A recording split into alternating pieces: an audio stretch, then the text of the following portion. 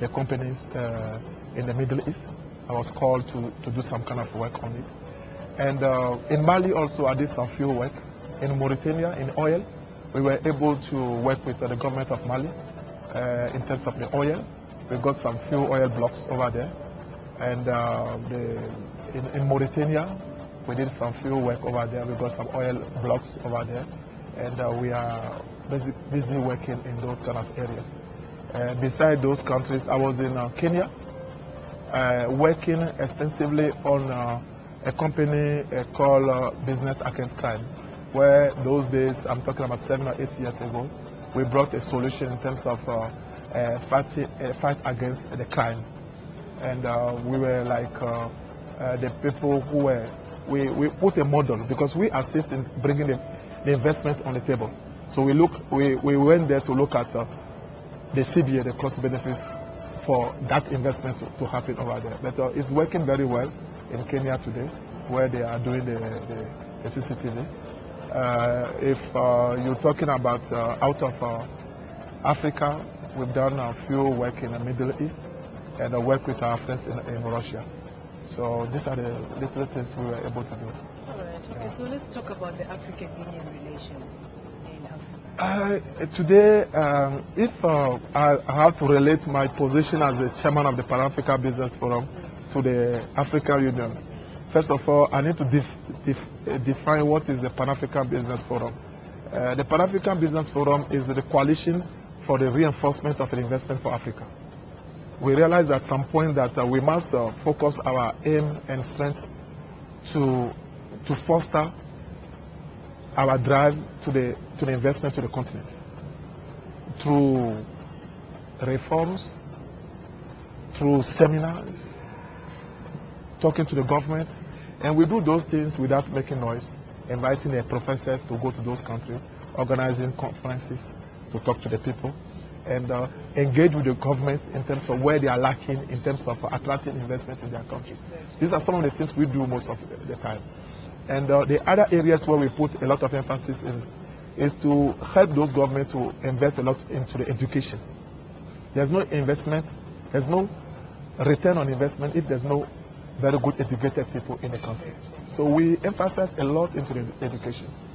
To come to the African Union problem today, I'm sure you are aware that the last few days has been a hectic, very difficult moment at the African Union. And I think that I'm sad to notice that the Nkosazana Zuma, who is one of the candidates for that position, didn't get the position. I'm very sad, not because for just two things. First of all, it will be a privilege for Africa to see a lady for that caliber. We have to give opportunity to the women. To the women, exactly. And I don't know what's really happened to not just the fact that she's a woman with that caliber, that expertise, that knowing Africa very well. This is a woman who has fought for this continent at the UN. To be done, especially in terms of gender. Gender, and South Africa has been a champion of fighting for gender equality. And for saying such a woman, I think I'm not criticizing anybody. I'm just using that fact. I'm not talking about who come from left and right. But just that alone, I feel ashamed. I feel very worried that people couldn't take that opportunity to send a message to the world that we in Africa, although you think that we are illiterate, we don't understand anything, then we are showing you that we are making one of our biggest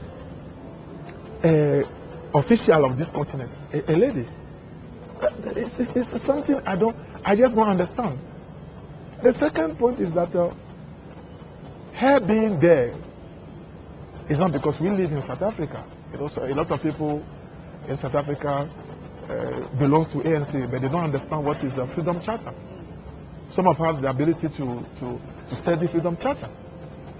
And I think what the new team, with the leadership of the President Jacob Zuma, is doing today is in line of the real fruit of the Freedom Charter for this continent. It's not for ANC. If ANC was just for the South Africans, it would not be called ANC. It would be called South African National Congress. It's called African National Congress. And I tell people, when you look at it as a African National Congress, it doesn't belong to South Africa, it belongs to all of us. So to me, it is that it's the only country where you engage with the people. The rule of law works. Things work normally here. So if somebody is doing something wrong, you can take him to court. So why people don't take that advantage with the capacity they have here to give that chance to them? That's my problem. I don't have any problem with Jean-Pierre. He's a great man. He's done a great job for African Union. He has helped the continent to reach that level. He's done so much for the continent. But give that chance to that wonderful woman. People must wake up and give her that opportunity. And I think we must thank the President Zuma, because the last minute, if they were not there fighting, working hard, it could have been a big humiliation for South Africa. Exactly. And he had to be there himself to work like a driver, a cleaner, to work all night to bring that result. So I think people have to think, and some of us will find a way to talk to the people in our position as the chairman of Pan-Africa Business Forum, to advise them to give that opportunity to that lady. South Africa didn't send any man there, send a lady, Hillary Clinton. She's the secretary of the United States of America. She's powerful. But we want her and Constitutional Zuma to talk on the same level. We want the two people as women, they must talk. Oh, it's said. That is.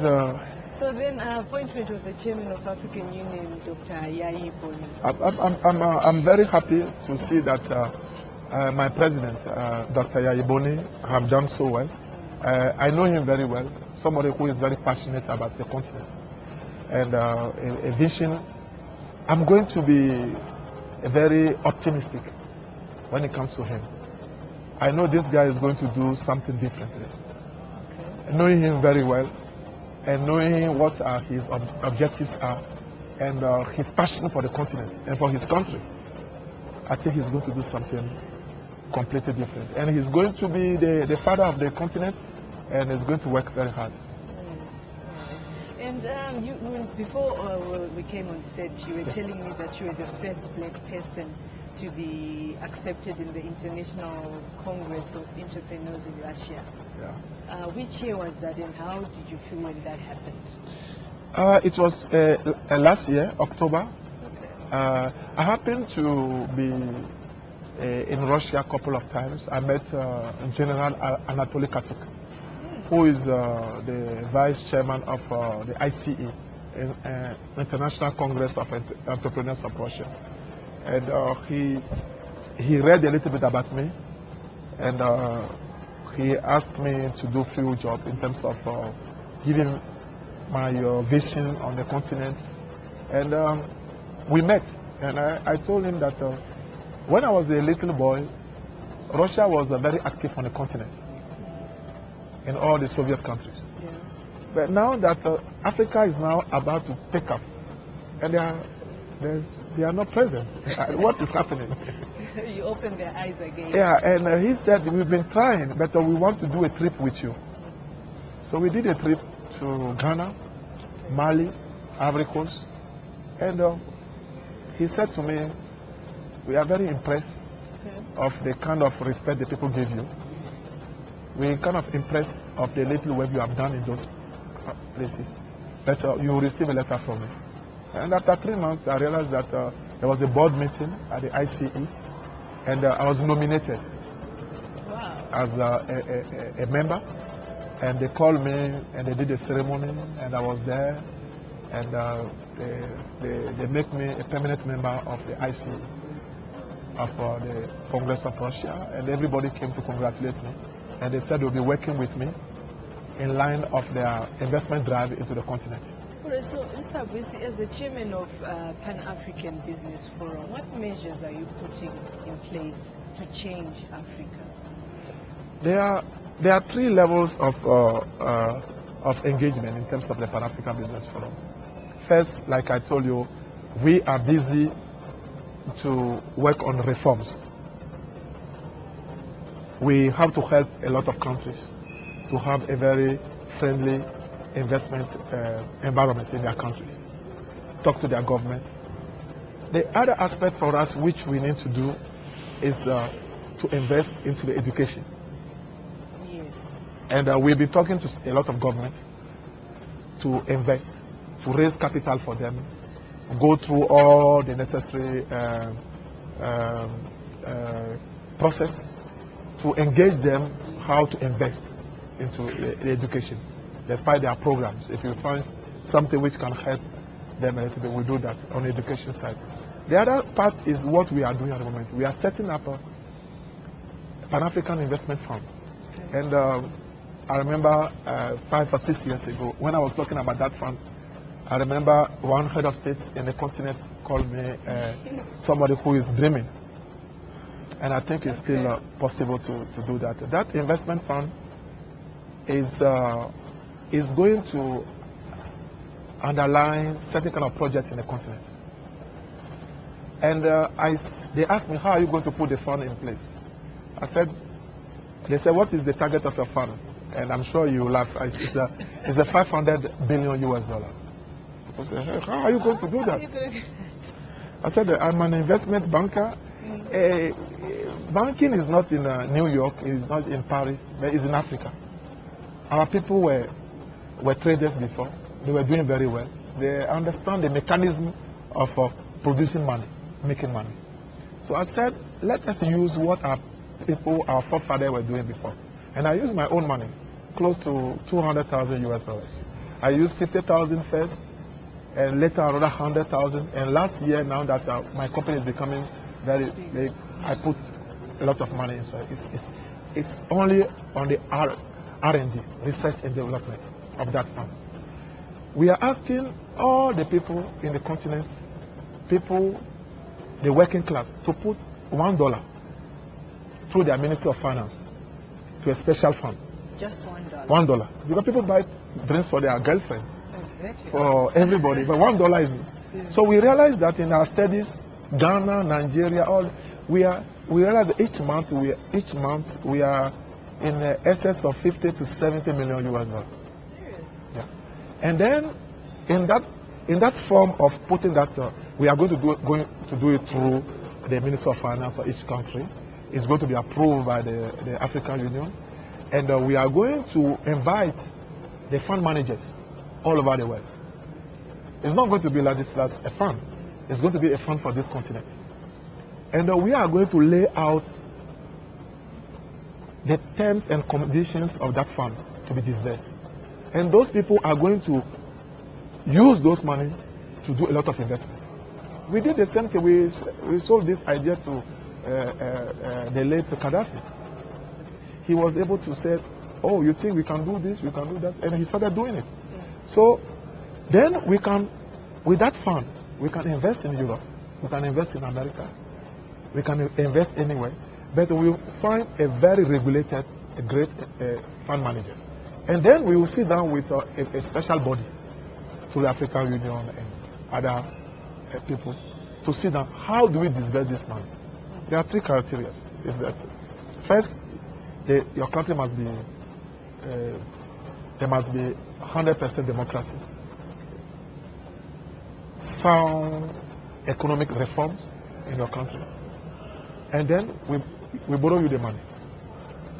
But the terms and conditions in which we will give you the money, you will never have it anywhere. Because that money will belong to the people of your country. Because it's not that we are giving you money from any other person. Because the money belongs to everybody. But you know, you understand, Mr. Obesi, what's killing Africa is corruption. Yeah. That is the problem, corruption. They will even accept the terms and conditions, you give them all that money, but where it's supposed to go, that's where the problem lies.